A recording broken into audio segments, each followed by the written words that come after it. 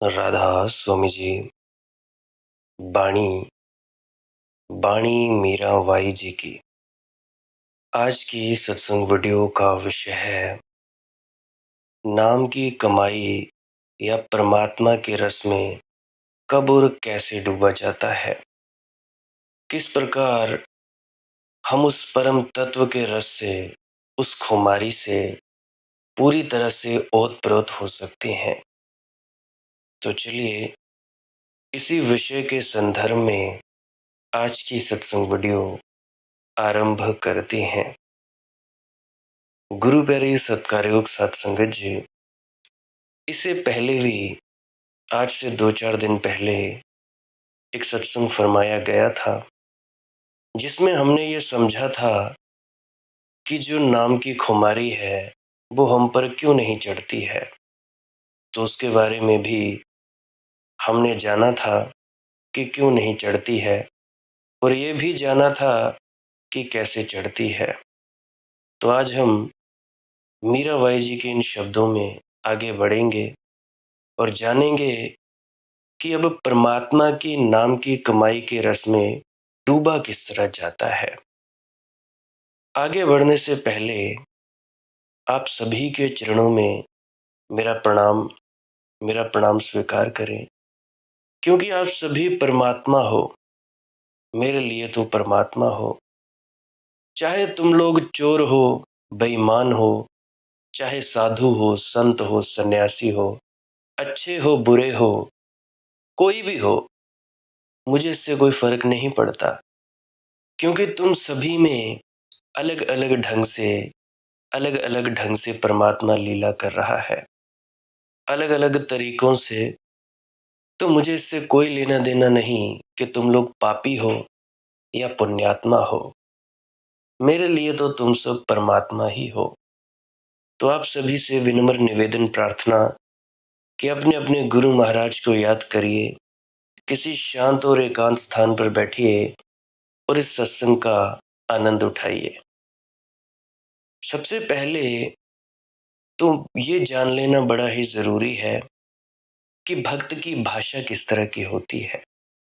अभी जैसा कि आप सभी जानते हैं कि आप सभी भजन सिमरन करते होंगे, जो नहीं करते होंगे वो सत्संग सुनते होंगे, जो सत्संग भी नहीं सुनते होंगे कभी कभार देख लिया तो कम से कम याद तो करते ही होंगे अपने गुरु को। तो भक्त की भाषा किस तरह की होती है? एक सच्चे भक्त की भाषा रहस्य की भाषा है। उसकी भाषा बिल्कुल अलग है। इसीलिए जो लोग ज्ञान के शास्त्रों से परिचित हैं, जिन्होंने पतंजलि का योग सूत्र पढ़ा होगा, उन लोगों को मीरा के साथ अड़चन होगी, क्योंकि वे लोग सोचेंगे ये सिर्फ भक्ति के गीत हैं। तो तुम चूक गए। ये गीत ही नहीं है, इन गीतों में पूरा भक्ति का शास्त्र छिपा है।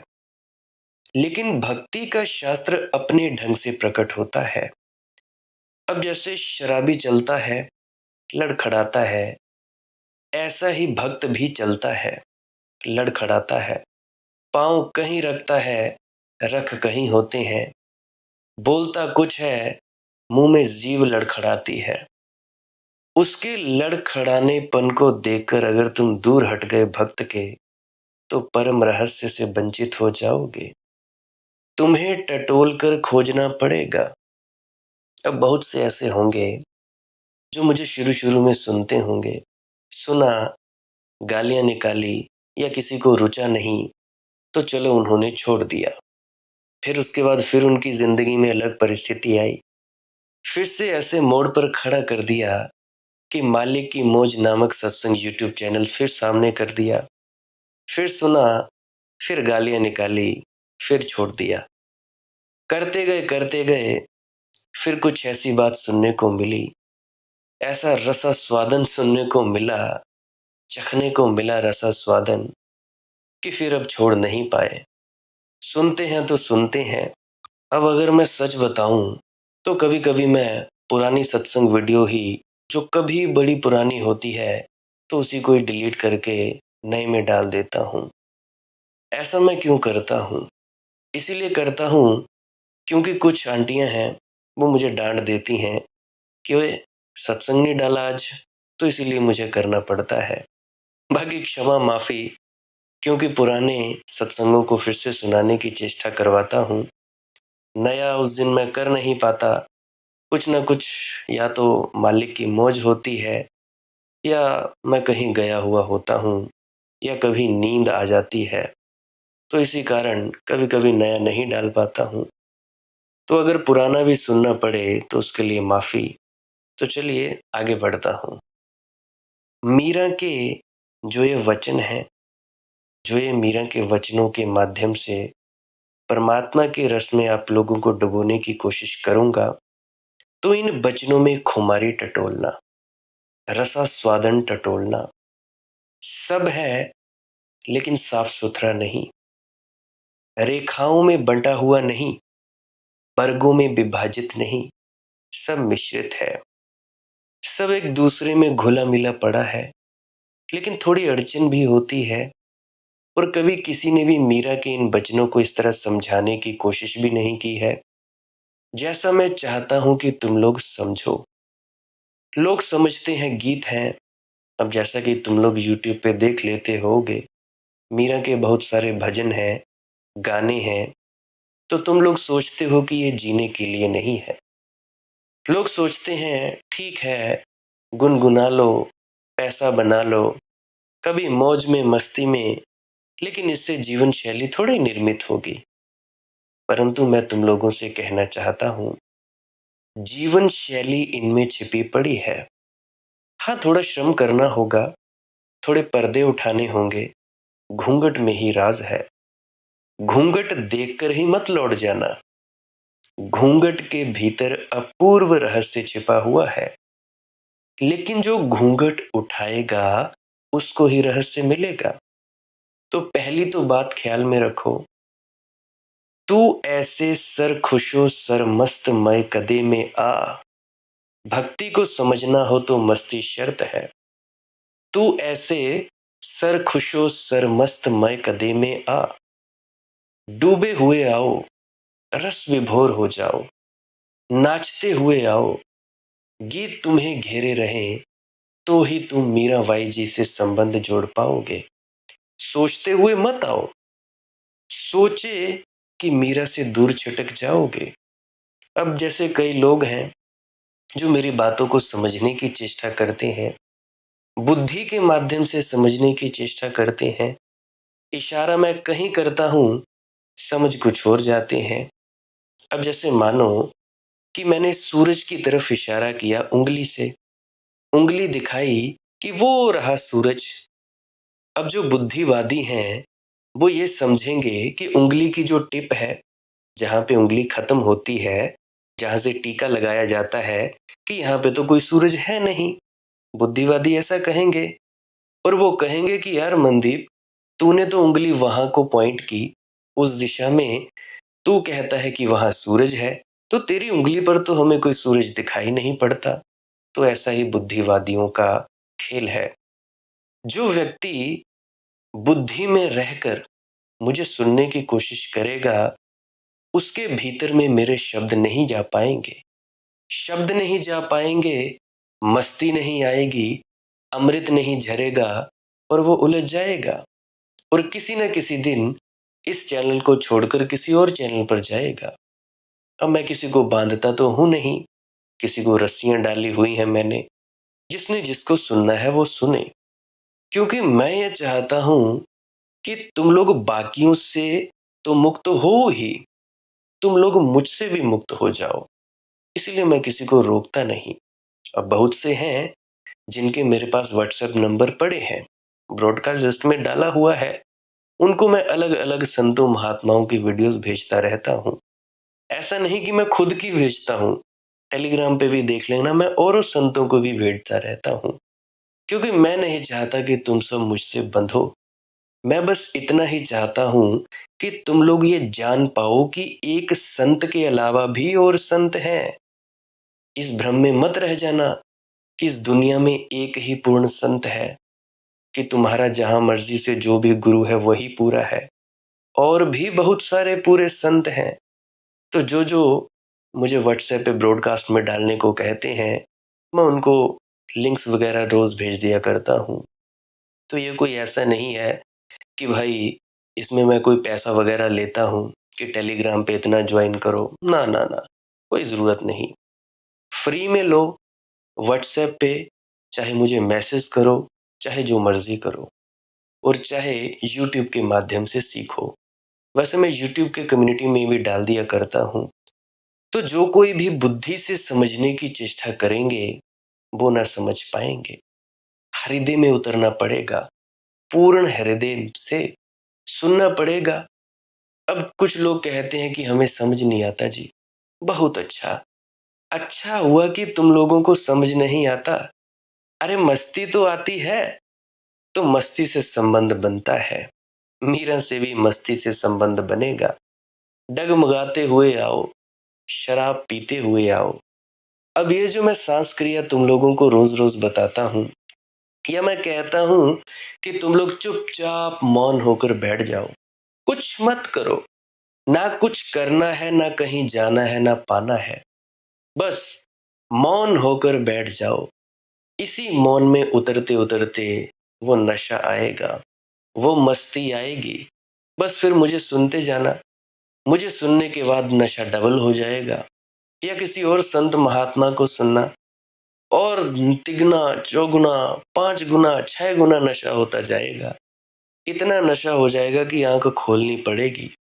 अब तुम लोग कहते हो कि भाई भीतर नहीं उतरा जाता।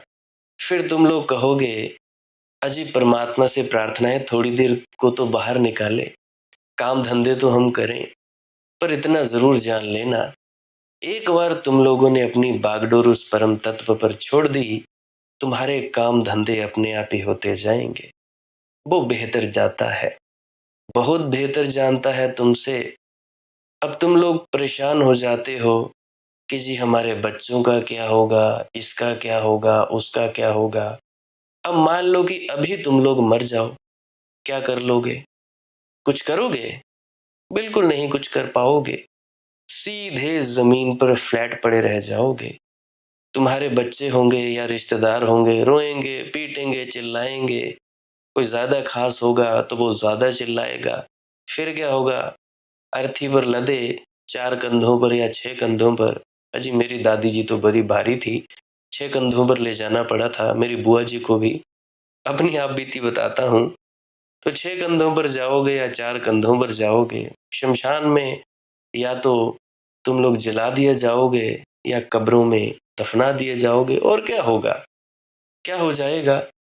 और उसके बाद तुम्हारे बच्चे, तुम्हारे बीवी, तुम्हारे माँ-बाप, क्या होगा उनका?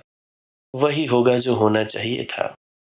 यार तुम लोग इस दुनिया को खेल क्यों नहीं समझते? खेल को बढ़िया तरीके से खेलो ना यार। काहे नहीं खेलते हो? बढ़िया तरीकों से खेलो, अच्छे तरीके से खेलोगे तो बढ़िया ज़िंदगी निकल जाएगी। तुम लोग खुद को जान भी लोगे। अगर सर पर बोझा लेकर चलोगे तो क्या फ़ायदा? अब मैं बहुतों को देखता हूँ, अपने घर सब सुख शांति है, परंतु देखते हैं किसी दूसरे के घर बड़ा कोई कलह क्लेश है और कई मुझसे पूछते फिरते हैं कि भाई उनके घर में ये है वो है, हम क्या करें? देखो भैया सीधी सी बात, पहले देखो अपना घर, अपने घर की सुख शांति देखो। अपना ही बोझा क्या तुम लोगों के सर पर कम है जो तीसरे व्यक्ति का बोझा ले रहे हो सिर पर? मदद करो, एक बार समझाओ, 2 बार समझाओ, 3 बार समझाओ। अगर कोई ना समझे ना फिर उसको उसके हाल पर छोड़ दिया जाए। ऐसे क्यों मगजमारी करते हो? माना कि तुम लोग समझाना चाहते हो, तुम लोगों के दिल में हमदर्दी है, माना, परंतु काहे को इतना वक्त बर्बाद करते हो? अगर समझाना है तो किसी ऐसे व्यक्ति को समझाओ ना जो समझे। जो समझने को तैयार ही ना हो, उसको काहे को समझाना? अब मैंने अपने माता-पिता को बहुत समझाने की चेष्टा की, इतना समझाया वो समझे नहीं। फिर मैंने बोला चलो ठीक है, आप लोग नहीं समझते तो औरों को समझाऊँगा। फिर धीरे-धीरे मोहल्ले में समझाने लगा, फिर धीरे-धीरे मेरे मित्र बनने लगे। बने शराबी-कबाबी, नशेड़ी, गंजेड़ी, कोई कुछ करता है तो कोई कुछ करता है। धीरे धीरे वो मेरे मित्र बन गए। मेरी बातें अच्छी लगने लगी, क्योंकि उनको मैं भी नशेड़ी लगता था। पाँव मैं कहीं रखता था, रख कहीं जाए। तो ऐसे ही मैं हिलता डुलता चलता था। तो कभी कभी तो इतनी मस्ती हो जाती थी, तो मेरे से उठा भी नहीं जाता था। एक बार का याद है मुझे, आज से शायद 1.5-2 साल पहले की बात होगी। तो हमारे इधर अम्ब में रेलवे स्टेशन पर कुछ मित्र थे, मेरे भी 2 खास मित्र थे। तो हम गए रेलवे स्टेशन पर, कहते भाई हमें गांजा वगैरह पीना है। मैंने बोला भाई पी लो। कहते मनदीप भाई तुम्हारे लिए। मैंने बोला मेरे लिए या तो माजा ले आओ या तो ड्यू ले आओ। तो कहते चलो ठीक है। तो ले आए मेरे लिए। तो हम लोग वहां पे रेलवे स्टेशन पर बैठे। रेलवे स्टेशन की जो पटरियां होती हैं उधर बैठे हुए। तो मेरा एक मित्र पूछता, चंडीगढ़ है वो आज, चंडीगढ़ में रहता है। तो मेरे को पूछता भाई आप लोगे? मैंने बोला भाई मैं पीता ही नहीं। तो मेरे से उठा ना जाए, मैं माजा पी रहा, मेरे से बड़ी मुश्किल से उठा जाए। तो कहने लगा कि भाई आप तो पहले से ही सेट हो। मैंने बोला हाँ हाँ बिल्कुल, पहले ही इतना नशा क्या कम है जो तुम लोग ये फालतू के नशे चढ़ाओगे। खैर तुम्हारी मौज है, तुम लोग पियो। तो अब तो बहुत सारे ऐसे मित्र हैं जिन्होंने खाना पीना छोड़ दिया। कई तो ड्रग्स वगैरह लेते थे, इंजेक्शन लगाते थे, उन्होंने छोड़ दिए। बहुत ज्यादा उनमें बदलाव हुआ है। तो ऐसे ऐसे दोस्त मिले। फिर धीरे धीरे यूट्यूब पर वीडियोस डालने लगा। चलो कोई नहीं, मेरे माँ बाप नहीं सुनते, रिश्तेदार नहीं सुनते, कोई तो सुनेगा। तो आज लोग तुम देखो, तुम लोग मुझे सुन रहे हो, मस्त हो रहे हो, आनंदित हो रहे हो। कुछ गालियां भी निकाल रहे हैं, कुछ मारने की धमकियां भी दे रहे हैं। चलो कोई बात नहीं, उनकी मौज है। पर याद रखना तुम सब मेरी बातें। जो लोग मुझे मारने की धमकियां देते हैं, गालियां देते हैं, वो चिंता मत लें। मरूंगा मैं उसी दिन जिस दिन परमात्मा मुझे मारना चाहता है, केवल उसी दिन। क्योंकि मैंने देखा बहुत बार, कई बार कोई गाड़ी से बच गया, कोई बस से बच गया, कोई कहीं से बच गया। फिर तो मुझे पक्का यकीन होगा कि भाई परमात्मा मुझे नहीं मारना चाहता, वो मुझे अच्छी खासी उम्र दे के ही मारेगा। जब मेरी उम्र होगी तब वो मारेगा। ऐसे तुम लोग क्या मारोगे? वो कहते हैं ना, जाको राखे साइयां मार सके ना कोई। तो इस तरह से मैं समझाने लगा सभी को। आज यूट्यूब पे तुम लोगों का भी फायदा हो रहा है। कई लोगों ने 20-20 साल से नामदान लिया था, अब जाके उनको तरक्कियां चालू हुई हैं। तो ये क्या हुआ? जो मैं अपने माँ बाप को ना समझा पाया, मैं अपने रिश्तेदारों को ना समझा पाया, आप लोग अमल कर रहे हो। तो भाई अपने सर का बोझा उठाओ, दूसरे का बोझा मत उठाओ। जो बोझा देना ही नहीं चाहता, वो काहे को उस पर मगजमारी करते हो भाई? याद आती है मुझे बात महाराज चरण सिंह जी की। कहा करते थे कि एक लेडी थी, ट्रेन पर चढ़ी, बैग उसका उसके सिर पर। तो दूसरे ने कहा कि बीवी जी आप इस बैग को नीचे रख दो, ट्रेन के साथ ही जाएगा ये। तो कहने लगी जी मेरा है। तो वो कहेगा अरे भी तुम्हारे साथ ही जाएगा, कम से कम सर का भार तो नीचे उतार। तो इस तरह से तुम सब लोग हो, अपने घरों में आग लगी हुई है, दूसरे घरों में बुझाने चली हो। खुद का कुछ पता नहीं, दूसरों को मुक्ति का ज्ञान देने चले हो। ये क्या करते हैं कथावाचक? क्या कर रहे हैं ये सत्संगकर्ता बने हुए? फालतू के घमंड अपने साथ लेकर चल रहे हैं, फालतू का अहंकार। बिना जाने बिना अनुभव किए ज्ञानी होने का अहंकार लिए चले जा रहे हैं। जाना वाना कुछ नहीं, अनुभव कुछ नहीं हुआ, पानी पिया नहीं, फालतू के H2O के फॉर्मूलाज लिख लिख के दे रहे हैं कागजों पे, बता रहे हैं ये होता है वो होता है। चखा कभी नहीं, अनुभव कभी नहीं किया, और बताते जाते हैं तुम लोगों को। और क्या करते हैं ये सब? इतना ही तो करते हैं। तो ये फालतू के अहंकार पैदा हो रहे हैं। अरे भाई अपने सर का बोझा उठाओ पहले, या वो रखो नीचे, दूसरों का छोड़ो। 3 बार समझाओ, 4 बार समझाओ, चाहे कितना ही अपना क्यों ना हो, बस उसके बाद चुप हो जाओ। और तुम लोगों को क्या पड़ी है किसी को समझाने की? भाई पहले खुद तो समझ लो। ये तो वैसा ही हुआ, एक दुबला पतला लड़का एक जिम ट्रेनर को समझा रहा हो कि भाई कैसे बॉडी बनानी है। पहले खुद तो बना लो, खुद का तो सही कर लो। दूसरों को उपदेश बाद में करना। अपने घर में आग है और दूसरों को बुझाने चले हो। वही महाराज शरण सिंह जी कहा करते थे कि पराये गधे बने हुए हैं। तो भाई ऐसे नहीं, मस्त हुआ करो, मस्ती से संबंध बनता है। तू ऐसे सर खुशो सर मस्त मय कदे में आ।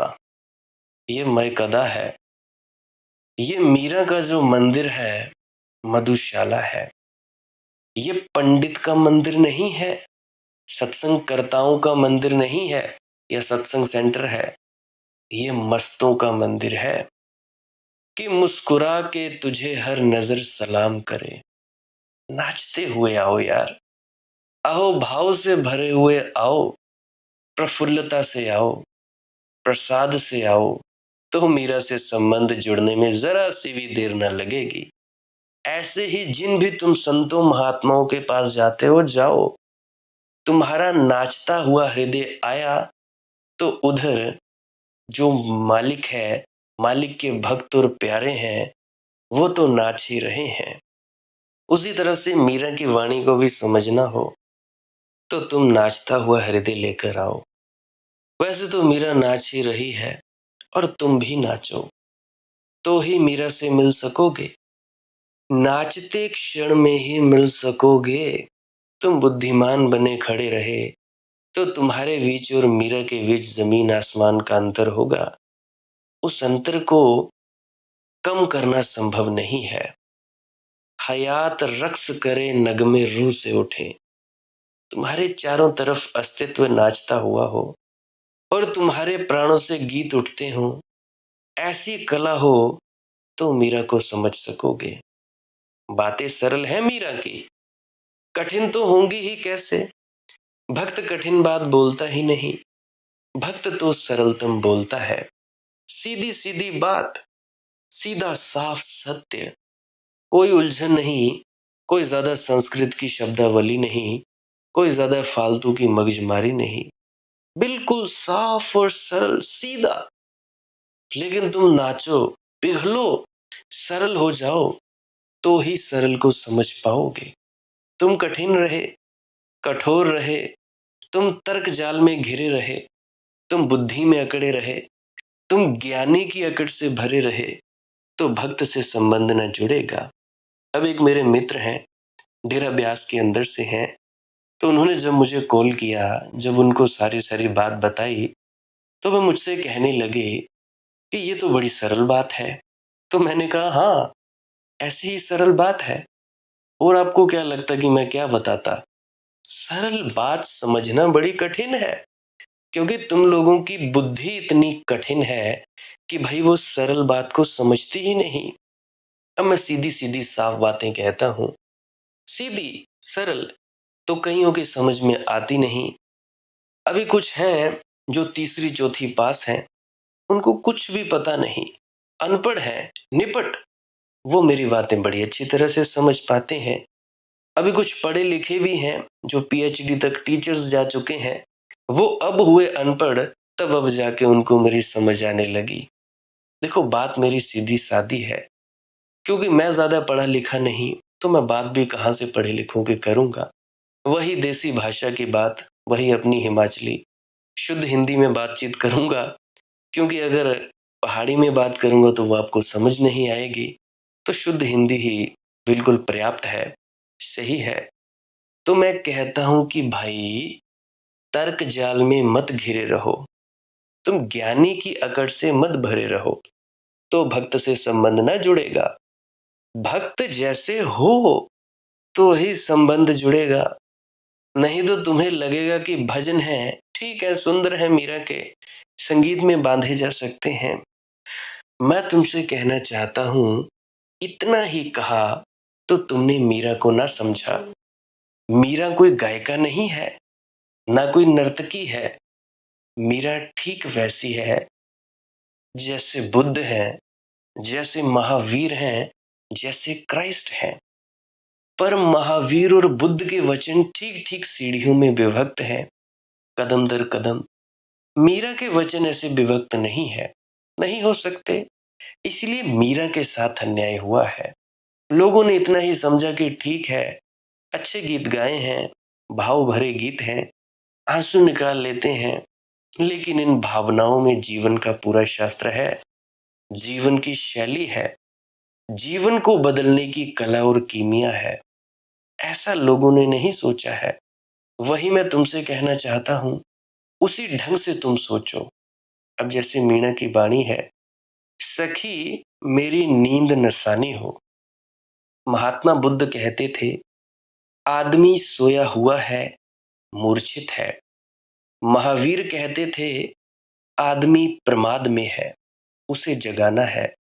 उससे भिन्न बात नहीं है ये कहने की शैली और है, लेकिन बात वही मीरा कह रही है। मीरा क्या कह रही है? मीरा कह रही है, सखी मेरी नींद नसानी हो। मेरी नींद टूटी हुई है, मेरा प्रमाद टूट गया, मेरी मूर्छा टूट गई। अब जैसे बहुत से जो मुझसे बात करते हैं, एक बार उनका भ्रम मिट गया, बस उनकी जो स्पीड है वो बहुत सुपर फास्ट हो जाती है। ऐसा नहीं है कि मैं कोई जादू की छड़ियां घुमाता हूँ, या मैं कोई जादू मंत्र मारता हूँ, या मैं कोई अलग से रहस्य बताता हूँ, ऐसा बिल्कुल नहीं है। अब कुछ लोग हैं वो इसी चाहत में आते हैं कि मैं कोई सीक्रेट बताऊं, कोई रहस्य बताऊं। अरे क्या बताऊं, सब कुछ तो बता देता हूं। मैंने कोई प्रीमियम कोर्सेज थोड़ा ना बेचने के लिए रख रखे हैं अपने पास कि मैं किताबों में तुम्हें कोई अलग से कोई मंत्र बना के भेजूं, या मैंने कोई अपना सिद्ध किया हुआ है।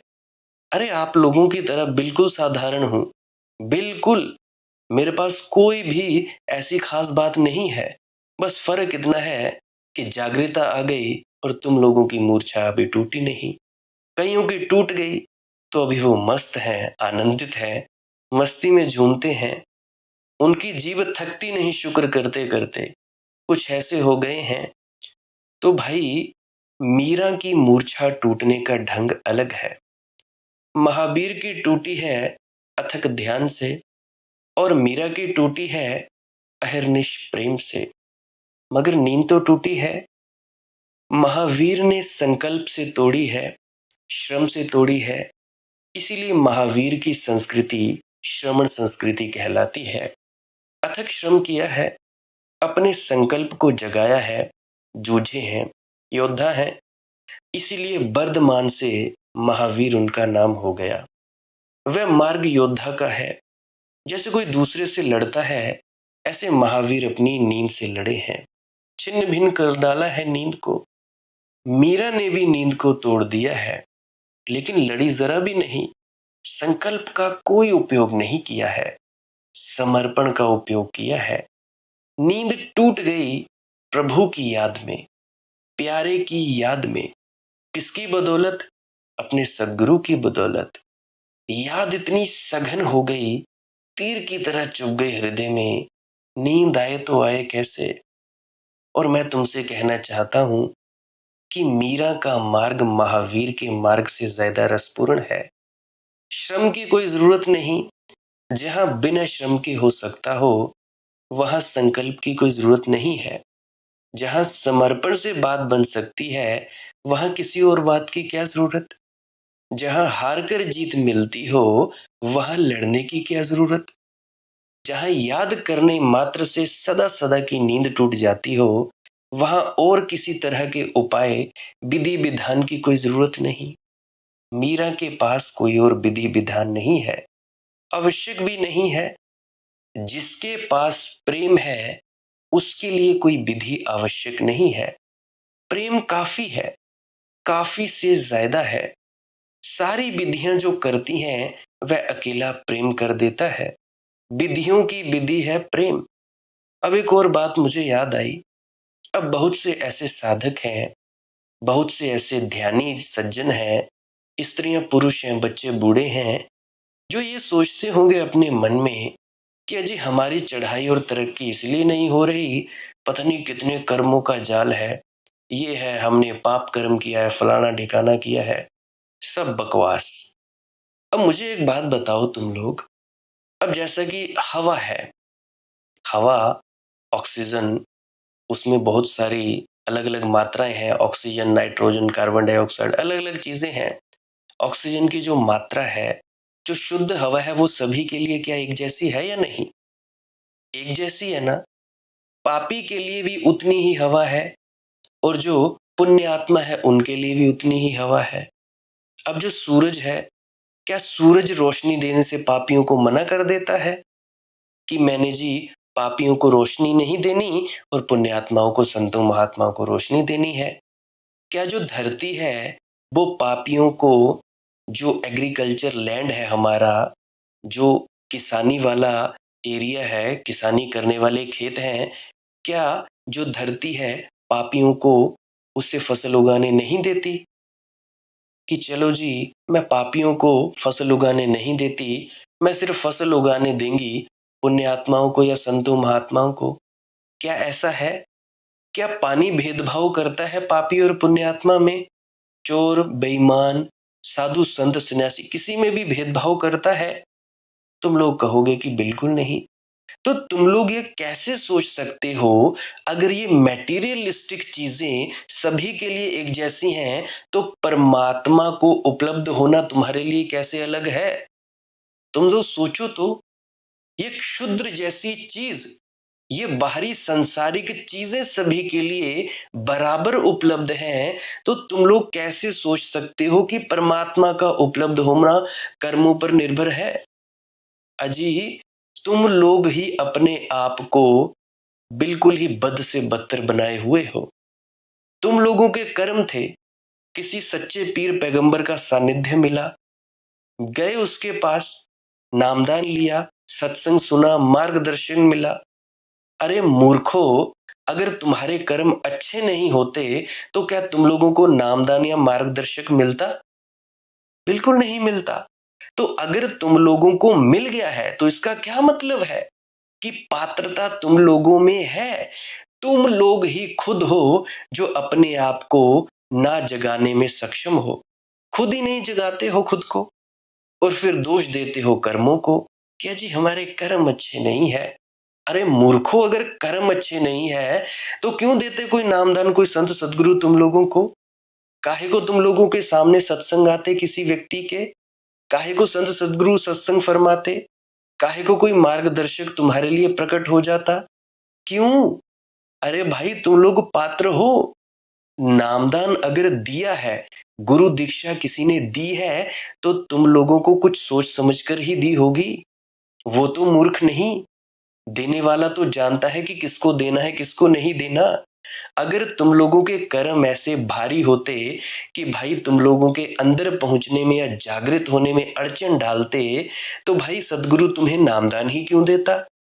तो इन सब बकवास बातों को लेकर ना, अपना भजन सिमरन के लिए टाल मटोल करना बंद करो कि हम ध्यान में नहीं बैठेंगे, हमारा कर्म बड़ा भारी है, हमारी टांग दुखती है, हमारी कमर दुखती है, हमारा ये दुखता है।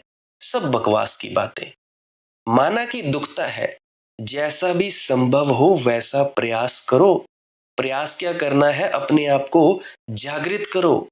जागृत लेटे लेटे भी हो सकते हो, कोई बात नहीं। एक बार नींद आई, दो बार, तीन बार, चार बार, पांच बार, कितनी बार नींद आ जाएगी? कितनी बार? सारा साल तो नहीं नींद आएगी। अब कोई अगर अपने बिस्तर पर है, चारपाई पर है, बेड पर है, उसकी टांगे टूट गई है, लेटा रहता है, तो क्या वो भजन सिमरन नहीं कर सकता? बिल्कुल कर सकता है। अजी शब्द धुन ही तो सुननी है। तुम शब्दों के जरिए एकाग्रता कर लो, जो भी पांच नाम का जप होता है या तीन नाम का, दो नाम का, एकाग्रता हासिल करो। उसके बाद अपनी धुन सुनो। धुन सुनते सुनते तुम भीतर चले जाओगे। अगर शरीर थोड़ा स्वस्थ है तो नाक से सांस लो और मुंह से छोड़ो, ऐसे तुम्हारा शरीर भी स्वस्थ हो जाएगा। करते करते करते करते तुम्हारा शरीर इतना शांत हो जाएगा कि तुम लोग अपने भीतर उतरने लगोगे। क्या दिक्कत है? अजय टांग टूट गई, कोई बात नहीं। बाजू टूट गई, कोई बात नहीं। चारपाई पर आ गए, कोई बात नहीं। जिन्होंने करना हो वो कर ही लेता है। तो ये बहानेबाजियां छोड़ो यार, और ये बकवासबाजियां बंद करोगी जी हमारे कर्मों का बड़ा बोझ है, काल का बड़ा जाल है, ये है वो है। अजी जिसने मछली ने निकलना होता है ना, वो निकल ही जाता है। ये सब बकवासबाजियां बंद कर दो आज ही से। अरे 1 मिनट बैठो, 2 मिनट बैठो, 10 मिनट बैठो, बैठते काहे नहीं हो? कर्मों को, कर्मों पर दोष। हमारे कर्म है जी ऐसे, हमारा ये बिगड़ा है, वो बिगड़ा है। मैं तो कहता हूँ कि तुम लोगों को परमात्मा की कोई ज़रूरत ही नहीं है। कोई ज़रूरत नहीं है तुम लोगों को जागृत होने की। काहे को होगे? नाचो, गाओ, मौज मनाओ, मस्ती मनाओ, काहे को? और दोष देते हो अपने सद्गुरुओं को कि अजी उसने कुछ नहीं दिया, पता नहीं ताकत कम है। क्या करे सद्गुरु? घोट कर पिलाए, भागने को पहले तैयार कीजिए। हम उसके पीछे भागते हैं, पाँव को हाथ लगाते हैं, कपड़ों को हाथ लगाते हैं, हाथ जोड़ते हैं, राधा स्वामी बुलाते हैं। हालांकि वही सब चीजें वो अपने जब नामदान देते हैं उसके बाद फरमाते हैं कि भाई जो देना था वो दे दिया, अब तुम लोग अपने घर पे बैठकर भजन सिमरन करो, बाकी भंडारे में जाओ यार, दर्शन करो। इसीलिए तो मैं खुद की शक्ल नहीं दिखाता। अगर खुद की शक्ल दिखाने लगूं, लाइव आने लगूं, तो भाई मुझे पता है कि तुम लोग क्या हाल करोगे इस शरीर का। इस शरीर को बचा कर रखना चाहता हूं। आज यार टेक्नोलॉजी इतनी हाई है, सब सुविधा है, तो मुझे क्या जरूरत पड़ी है किसी के पास जाने की। हाँ, तुम मेरी किरणें तो नहीं पी सकते। जब मैं बैठा हूं इधर, तो मेरे पास बैठकर ही तुम उन किरणों को पी सकते हो। परंतु इतना मैं जरूर कहता हूं कि जो शब्दों के जरिए किरणें भेजी जाती हैं उनको तुम जरूर पी सकते हो, मस्त हो सकते हो, रस विभोर हो सकते हो। इस रस में पूरी तरह से शराबी की तरह हो सकते हो। हाँ, मेरा सानिध्य प्राप्त नहीं होगा, बस इतनी ही कमी है। बाकी तो सब कुछ है। और उससे क्या होगा, अपने अपने सदगुरुओं के पास जाओ यार। शब्दावली मेरी ले लो, समझ मेरे से लो, जाओ अपने अपने सदगुरुओं के पास ऊर्जा लेने, शक्ति लेने, दर्शन करने, और झुक जाओ उसके चरणों में। मिटा डालो खुद को, समर्पण कर डालो। क्या फर्क पड़ता है? तुम लोग करना ही नहीं चाहते, और जो करना नहीं चाहता उसके लिए सब चीजें मुश्किल ही है। फिर तो वो कहेगा कि जी काल का बड़ा जाल है, नींद आती है। अरे आती है तो आने दो ना यार नींद को। क्या सोओगे नहीं? शरीर पहले ठीक होगा, तभी तो तुम लोग आगे बढ़ोगे। मैं तुम लोगों से कहता हूं, जब भी तुम उठो, कभी भी उठते हो, सुबह के 5 बजे, 6 बजे, 7 बजे, 8 बजे, 9 बजे, 10 बजे, 11 बजे, 12 बजे, जब भी उठते हो, उठने के बाद अपना फ्रेश हो जाओ, खाना पानी जो भी करना हो करो, या नहीं करना हो तो मत करो। नहाओ, या नहाना तो नहाओ, नहीं नहाना तो मत नहाओ। कम से कम फ्रेश हो जाओ, क्योंकि रात का खाना निकालना होता है तो भाई वेस्ट प्रोडक्ट वो निकाल दो। उसके बाद बैठो, चाहे मुंह धो, आंखों को छींटे मारो, बैठो। क्योंकि रात की फ्रेशनेस से उठे होते हो। रात मतलब नींद के बाद जाग कर तुम उठे होते हो, उसके बाद तुम लोगों को फायदा मिलेगा। क्योंकि कोई दिक्कत नहीं है। ऐसे कभी कोई 11 बजे सोता है रात को, और सुबह उठ जाता है 2 ढाई बजे, फिर शिकायत करते हैं कि जी हमें आवासियां आती हैं और नींद आती है। अरे नींद ना आए तो और क्या आए? 8 घंटे की नींद पर्याप्त है। 8 घंटे की नींद लो ही लो। ये मैं नहीं कहता। तुम लोग कहते होगे पता नहीं यार ये मनदीप बेवकूफ कौन सी फिलोसफी लेकर आ रहा है। यही बातें जो बाबा सावन सिंह जी महाराज थे वो फरमाया करते थे। वो ये फरमाया करते थे, अगर तुम 3-3 4-4 घंटे बैठते भी हो और नींद नहीं लेते हो, तो तुम्हारा सब भजन सिमरन किया कराया जीरो, सब खू खाते में। 8 घंटे की अगर तुम लोग नींद नहीं लेते हो, तो जितना मर्जी भजन करते जाओ, कोई कुछ मिलने वाला नहीं है। भजन चाहे आधा घंटा करो, अगर 8 घंटे की नींद ले रहे हो, तो वो 5-6 घंटे बैठने से ज्यादा बेहतर है। क्योंकि ये जो शरीर है ना, ये रथ है। इसी रथ पर चलकर जाना है तुम लोगों को। अगर ये रथ ही खराब हो गया, तो फिर क्या फायदा? पूछो, अगर कोई जवान मुझे सुन रहा है, कोई 20-21 साल का व्यक्ति, अगर कोई 30-35 साल का, तो पूछो उन बूढ़ों से जिनसे बैठा नहीं जाता, टांगों में दर्द होती है, पीठ में दर्द होती है, हड्डियां जवाब दे चुकी हैं, कर कर करती हैं। उनसे पूछो कि भाई वो कब बैठेंगे। तो भाई वक्त मत जाया किया करो। वक्त जाया नहीं करने का मेरा मतलब है कि चुपचाप शांति से बैठा करो, कर्मों पर मत डाला करो, या काल पर कि भाई काल ने। अरे भाई काल है क्या? काल है वक्त, और क्या है? और तुम्हारा मन है ये जो चलता फिरता है, ये काल है, और क्या है? और किससे तुम डरे हुए हो? कौन सी एंटिटी से डरे हुए हो भाई? कि भाई काल कौन है, क्या है? मन ही तो तुम लोगों को उलझाता है। मन से परे हो जाओ, तुम्हारी भक्ति परिपूर्ण। मन से अमन में आ जाओ, शांति में आ जाओ। और क्या चाहिए तुम लोगों को? कौन सा काल, कैसा काल भाई? काल बोलते हैं वक्त को, भूतकाल, भविष्यकाल, वर्तमान काल। वर्तमान में रहो, इसी पल में रहो, अभी और यही परमात्मा है, इसी क्षण परमात्मा है। मैं तुम लोगों से कहना चाहता हूं कि 20-25 साल परमात्मा को उपलब्ध होने में नहीं लगते। उपलब्ध होने में एक क्षण लगता है, एक सेकंड लगता है। ये जो 20-25 साल लगते हैं ना, ये बात को समझने में लगते हैं, बुद्धि से नहीं, हृदय से भी अंदर उतारने में। हृदय से भी अंदर उतारने में लगता है इतना वक्त। पहुंचा तो एक सेकंड में जाता है, एक क्षण में जाता है। ये जितने भी तुम्हारे वहम भ्रम है, ये जितने भी बंधन है, इनको काटने में वक्त लगता है। कोई किसी भ्रम में पड़ा हुआ है, कोई किसी भ्रम में पड़ा हुआ है। दोष किसका? खुद ही को। एक तो खुद को तुम लोग इतना नीच मानते हो कि हम इतने नीचे, ये है वो है। माना, हाँ, विनम्रता रखो, पर यार इतना भी क्या? हर व्यक्ति परमात्मा है, हर व्यक्ति में उसी का अंश है, हर कोई व्यक्ति वही है। अगर मैं सच कहूं तो तुम लोग जिसकी खोज कर रहे हो ना, वो तुम लोग ही हो। अरे खुद ही की खोज कर रहे हो तुम लोग। किसके आगे अरदासें करते फिरते हो? किस परमात्मा के आगे? तुम ही हो जिसकी खोज में हो। भूल गए हो कि तुम लोग परमात्मा हो। बस इसी को याद करना है। याद आ जाती है, याद आ गई, बस बात खत्म। मीरा कहती है, सखी मेरी नींद नसानी हो।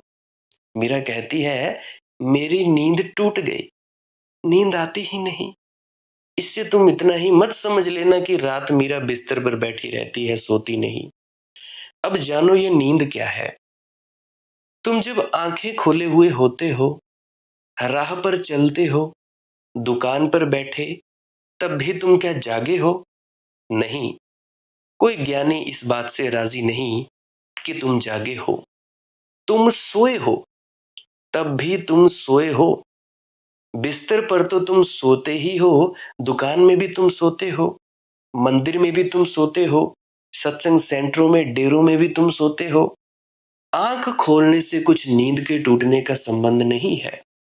जब तक भीतर का अंतरतम ना खुल जाए, तब तक नींद नहीं टूटती। आंख खुलने से क्या नींद टूटेगी?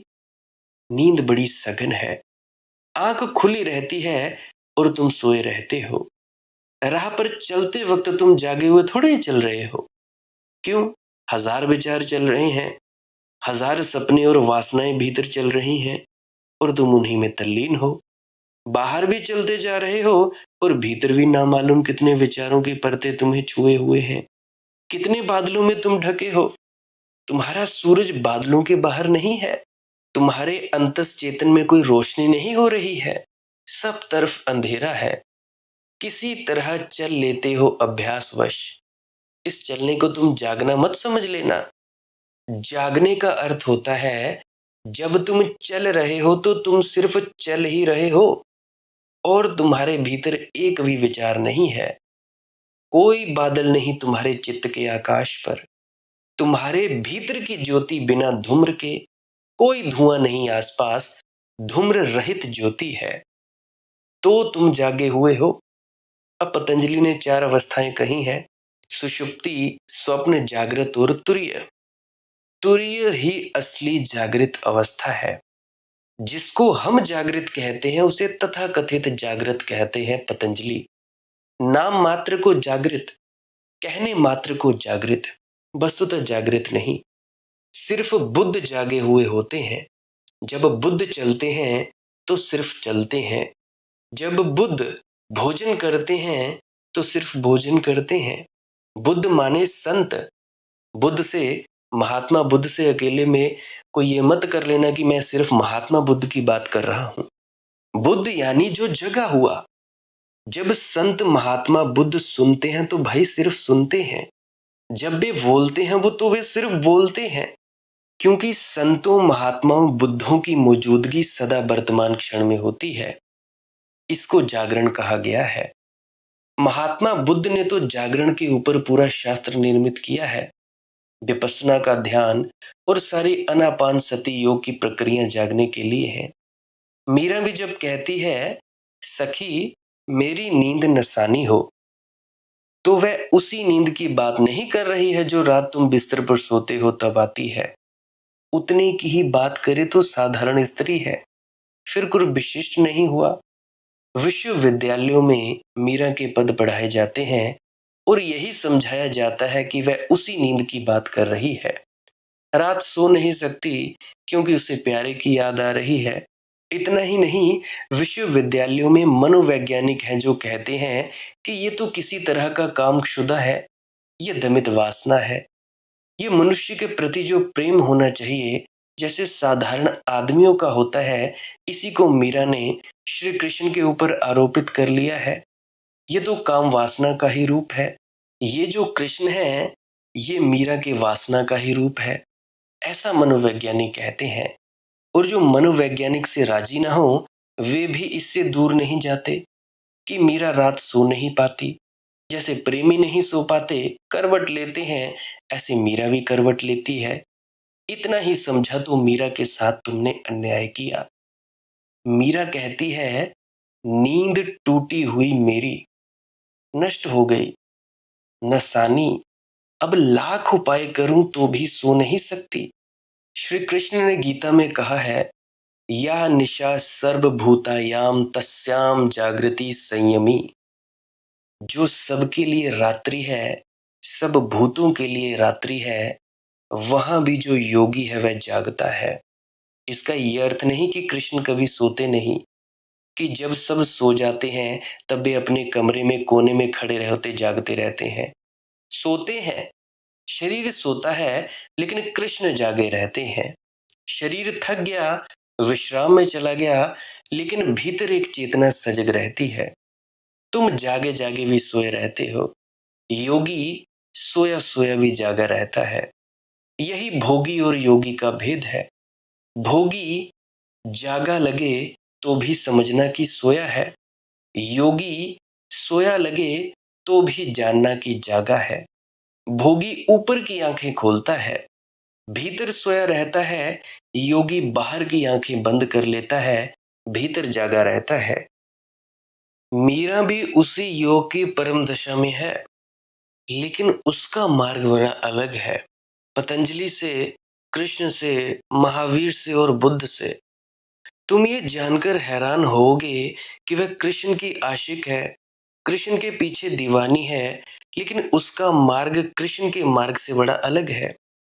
गीता के कृष्ण से उसे कुछ लेना देना नहीं है, गीता से उसे कुछ लेना देना नहीं है।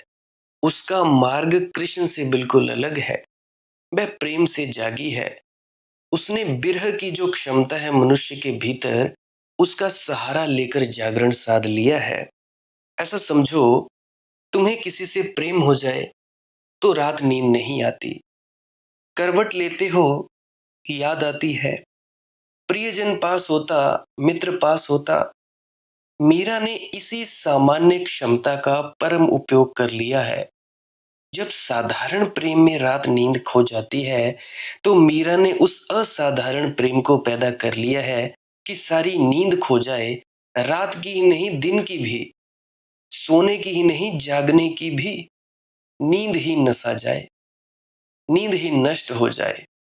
जिस मात्रा में प्रेम सघन होता है उस परमात्मा से, उसी मात्रा में नींद कम होती जाती है। जब प्रेम का दिया पूरा पूरा जलता है, तो नींद का अंधेरा पूरी तरह समाप्त हो जाता है। सखी मेरी नींद नसानी हो, पिए को पंथ निहारत सिगरी, रैन विहानी हो। सारी रात, रात से अर्थ रात का ही नहीं है।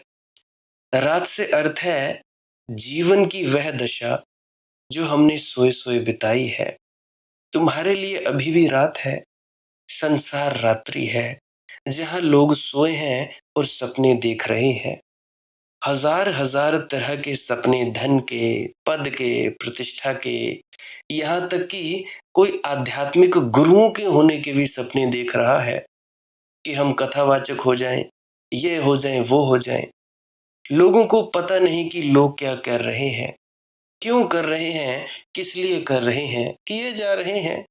एक मूर्छा है, बेहोशी है, अंधेरे में दौड़ते चले जा रहे हैं, क्योंकि और लोग भी दौड़ रहे हैं, सब दौड़ रहे हैं। धक्का धुक्की में तुम भी दौड़े जा रहे हो। तुमने कभी रुककर सोचा भी नहीं कि कहाँ जा रहे हो, क्यों जा रहे हो, किस लिए जा रहे हो।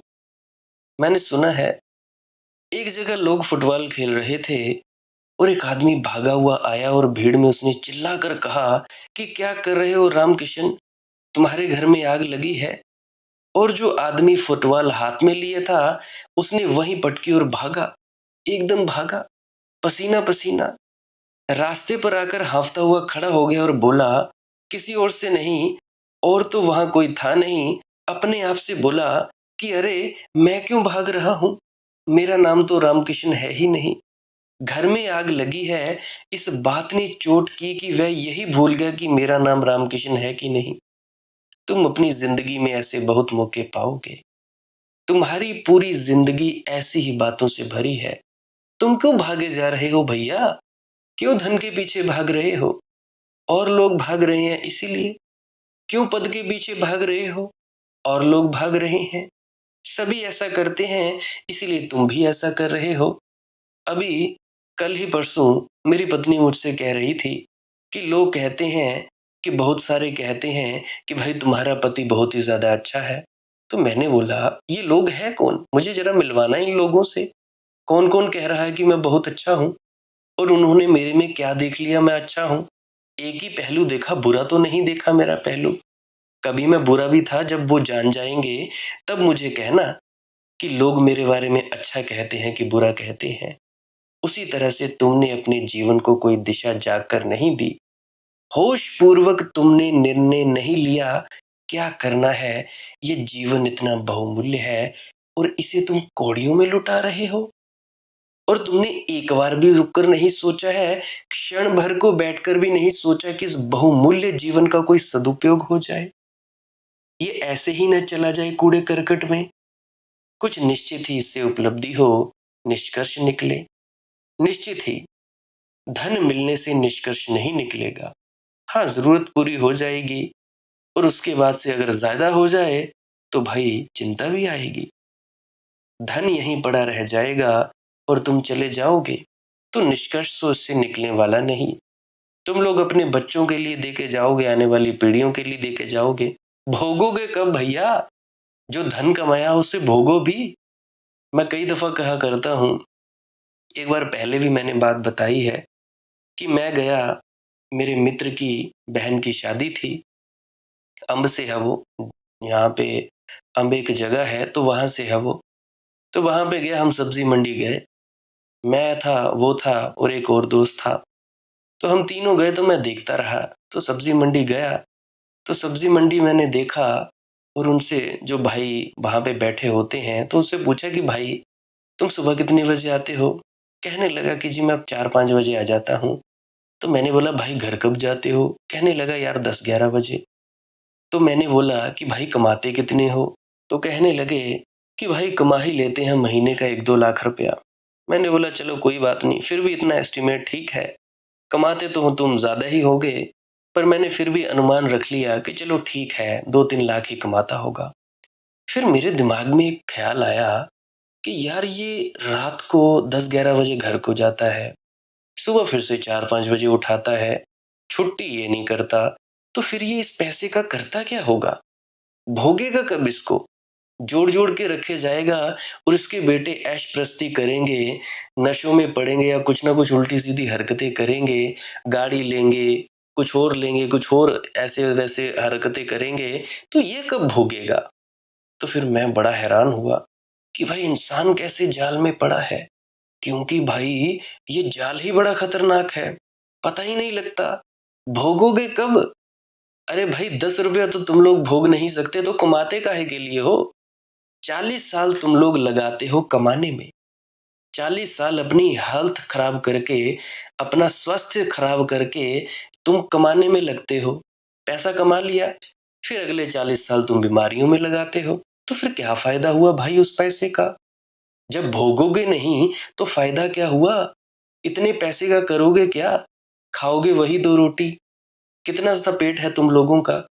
उतू सा पेट है, उतनी ही रोटी खाएगा। रोटी खाओगे और दो ही कपड़े पहनोगे, ऊपर नीचे और जो भी तुम्हारे होते हैं। क्या पहन लोगे? सोओगे कितने कमरों में? चाहे बहुत बड़ा मकान बनवा लो। अभी मैं और मेरी पत्नी कल ही बाजार गए थे, यहाँ पे ऊना में। तो ऊना बाजार गए थे, तो वहां पे मेरी पत्नी कहने लगी कि चलो ठीक है, आगे से घुमा कर लेके आए। तो मैं चला, एक्टिवा लेकर चला। तो वहां पे यहाँ पे एक घर है, केडी की घर कहा जाता है। अब मुझे पूरा नाम तो पता नहीं, ऐसे ही कहा जाता है कि ये केडी का घर है। तो वहां से जैसे घूमे तो वो घर बड़ा सुंदर। तो मेरी पत्नी कहने लगी कि हाँ ये बड़ा सुंदर घर है। मैंने बोला हाँ घर तो बड़ा सुंदर है।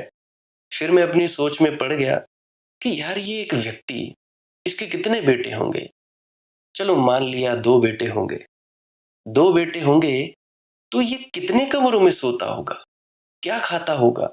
इतनी जगह इसने घेर रखी है काहे के लिए? ऐसे ही फालतू की मगजमारी, फालतू की सर खपाई, और ऊपर से सर पे बोझ, किससे लेना है किसका देना है। मेरे ख्याल से उसने लेना ही होगा, देना तो किसी का नहीं होगा। फिर भी चल जाता है बिजनेस पर्सन्स का। तो इतना सारी मगज खपाई करते काहे को हो भैया? खानी वही दो रोटी। तो मैं कहता हूं जिससे जरूरत चल जाए ना, मेरे ख्याल से तुम लोगों की मान लो जरूरत चल जाती हो 20,000 से, तो तुम लोग 30,000 कमा लो। चलो छोड़ो परे 50 ही कमा लो। पर अगर 20,000 छोड़ के 50 छोड़ के 50 लाख कमाने की सोचोगे तो क्या होगा भाई? क्या हो जाएगा? तुम मल्टी मिलियनर हो जाओगे, बिलियनर बन जाओगे। क्या हो जाएगा उससे? क्या मिल जाएगा? पद पालोगे कि भाई मैं नंबर 1 मिलियनियर, मैं इतना अमीर आदमी। पद पाने से भी निष्कर्ष नहीं निकलेगा, क्योंकि मौत ना पद वालों की फिक्र करती है, ना पदहीनों की, ना कुर्सी वालों की। मौत सब छीन लेगी। जो जो मौत छीन लेगी, अगर उसी को कमाने में तुम लगे हो तो तुम लोग सोए हुए आदमी हो, तुम जागे हुए नहीं हो, तुम लोग मूर्छित हो। जागा हुआ कौन है?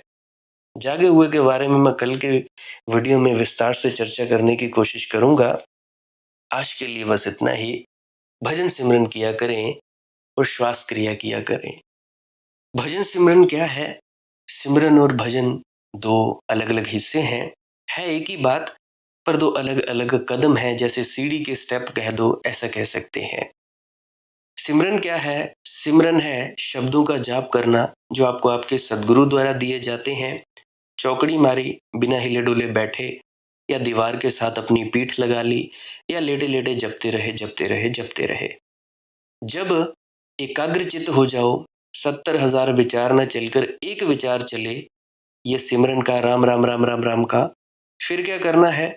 फिर इसको भी छोड़ देना है। अब जैसे ही तुम्हारे अंदर ये 5 नाम का जप चलने लगे, 2 नाम का या 1 नाम का, उसके बाद क्या करना है? इसके साथ भी चिपके नहीं रहना है।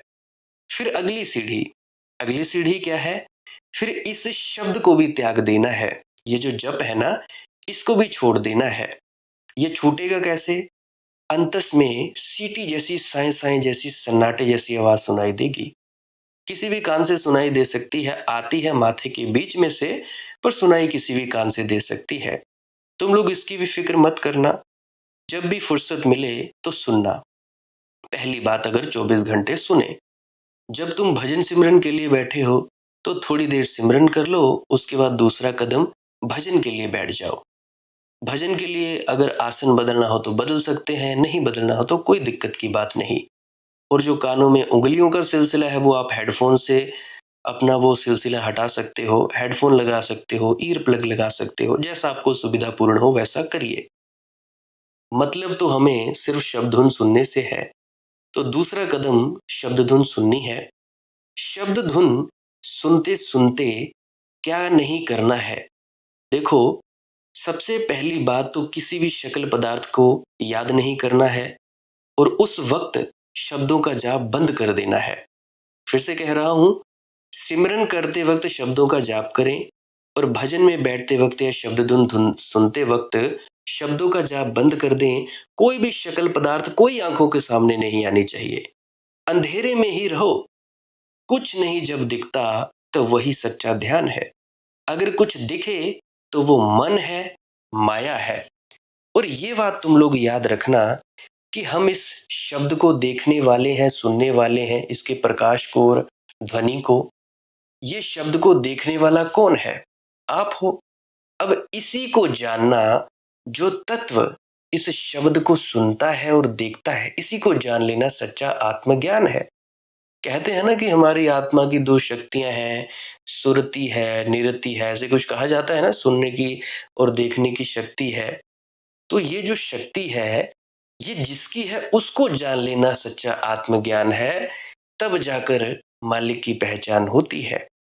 तो देखते रहें और जानते रहें कि हम बस देखने वाले हैं और जानने वाले हैं। अंधेरे को भी देखते रहें, प्रकाश को भी देखते रहें। अगर शब्द धुन सुन जाए तो उसको भी सुनते रहें, ना सुने तो ना सही, बस बैठे रहें मौन होकर। तो ये तो था भजन और सिमरन। और याद रखना, ना कुछ पाना है ना कुछ खोना है, और ना ही कुछ देखना है, ना कहीं पहुंचना है, ना किसी रूहानी मंजिल की सैर करनी है। ये सब इच्छाएं त्याग दो। इन इच्छाओं को त्याग ही दो। जैसे ही इन इच्छाओं को त्यागोगे, तुम्हें वो मिल जाएगा जो मिलना चाहिए। ये बात मेरी याद रखना। अब बहुत से कहेंगे कि भाई हम लोग बोर हो जाते हैं। कोई बात नहीं, हो जाओ। कितनी देर रहोगे? 1 दिन, 2 दिन, 3 दिन, 4 दिन, धीरे धीरे तुमको रस आने लगेगा। करना कुछ नहीं। अब कोई मुझसे ये नहीं कहता कि भाई नींद में हम बोर होते हैं। जब हम गहरी नींद में जाते हैं तो हम बोर होते हैं, तब तो तुम लोग बोर नहीं होते। तो सेम वही तो अवस्था है भाई, वही चीज है। बस चेतना जगी रहे, जागे रहो तुम लोग। तुम जानने वाले को जानते रहो। तुम लोग ये देखते रहो कि हम बस देखने वाले हैं, बस बात खत्म है। अपने आप ही तुम जागते रहोगे। तो पूरी तरह से कैसे हुए जागा जाता है, कैसे जागा करते हैं, जागा हुआ कौन है, इसके बारे में तो मैं कल विस्तार से बताऊंगा। आज के लिए बस मैं थोड़ा सा ही इतना सा तुम लोगों को इंट्रो दे देता हूं। और बाकी आप लोग सांस क्रिया भी कर सकते हैं। सांस क्रिया में क्या करते हैं? नाक से सांस लेनी है और मुंह से छोड़नी है। उदाहरण देता हूं, इस तरह से करते करते 15, 20 मिनट, 25, जितनी देर भी तुम लोग कर सकते हो करो। जैसे ही रुके, वैसे ही चुपचाप मौन होकर बैठे रहे। इससे भी आप लोगों को बड़ा फायदा होगा। शब्द धुन भी सुन सकती है, प्रकाश भी दिख सकता है, पर जानने वाले को कभी मत भूलना। ये बात मेरी याद रखना, ठीक है? ये प्रक्रिया प्रेग्नेंट लेडीज बिल्कुल ना करें। जिनको हार्ट अटैक आया हो, या दिल की कोई बीमारी हो, या दिल तेज धड़कता हो। वैसे तो दिल तेज ही धड़कता है, उसकी चिंता तो कोई नहीं है। पर अगर शरीर में कुछ हार्ट अटैक आया हो, या दवाइयाँ खाते हो दिल की बीमारी की, वो इसको ना करें। 1-2 सांसें लेकर देखें, दर्द वगैरह हो तो बिल्कुल ना करें। और जिनको सांसों की प्रॉब्लम है, अस्थमा हो या कुछ भी हो, वो करके देख सकते हैं। अगर प्रॉब्लम हो तो वो भी ना करें। और कर कौन सकता है इसके अलावा? बाकी सब कर सकते हैं। 5 साल के बच्चे से लेकर जब तक जितनी भी तुम लोगों की उम्र है, कर सकते हो तो करो। किसी को नींद नहीं आती हो वो करे, किसी को डिप्रेशन है वो कर सकता है, किसी के बच्चे कमजोर हैं पढ़ाई में वो भी कर सकते हैं। जैसा मर्जी आप चाहो कर सकते हैं। सर घूमे घूमने देना, शरीर हिले हिलने देना, जो मर्जी हो जाए होने देना। डरना मत, बस बैठे रहना, डटे रहना।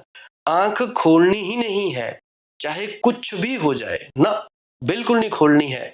डर लगता लगता रहे, आंख नहीं खोलनी। जितना तुम लोगों ने वक्त मुकर्रर किया है, बिल्कुल आंख नहीं खोलनी। और किसी के पास नहीं जाना कि हमें डर लगता है, ये लगता है, कोई जरूरत नहीं है। ये डर लगेगा ही, क्योंकि मन है तुम्हारा भाई, डराएगा तुम लोगों को। मन मरेगा तो डर लगेगा। यहां तक कि जैसा मौत के वक्त होता है वैसा होता है ध्यान में। तो मौत के वक्त क्या होता है? तुम लोगों का शरीर सुन्न हो जाता है, वही कुछ होता है। और जो रोज मरता हो वो मौत से क्या डरेगा? एक बार तुम लोग मर गए ध्यान में, तुम लोगों का मौत का डर हमेशा के लिए मिट जाएगा। तो भाई ऐसा करिए, डरना नहीं है।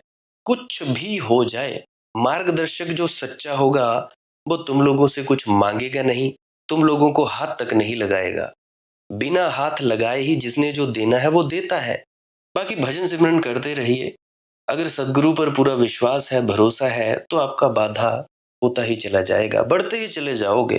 कोई कमी नहीं होगी तुम लोगों को, इतनी सी भी कमी नहीं होगी। तुम लोगों को सांसारिक लाभ भी मिलेंगे, मानसिक शांति तो मिलेगी, और आध्यात्मिक लाभ भी मिलेंगे। बाकी आज के लिए बस इतना ही। अगर किसी का कोई प्रश्न हो तो कमेंट सेक्शन में पूछ सकते हैं, या मेरी विनम्र प्रार्थना है कि आप पुरानी वीडियोस ज़रूर सुनिए। क्या पता आपका किसी पुरानी वीडियो में आपके प्रश्न का जवाब मिल जाए। और मैं कहता हूँ कि भाई मस्त हुआ करो। नहीं समझ आता कोई चक्कर नहीं, मस्त होकर सुना करो। मस्त हो जाओगे, ध्यान में उतर जाओगे तो सबसे बढ़िया बेहतर फ़ायदा।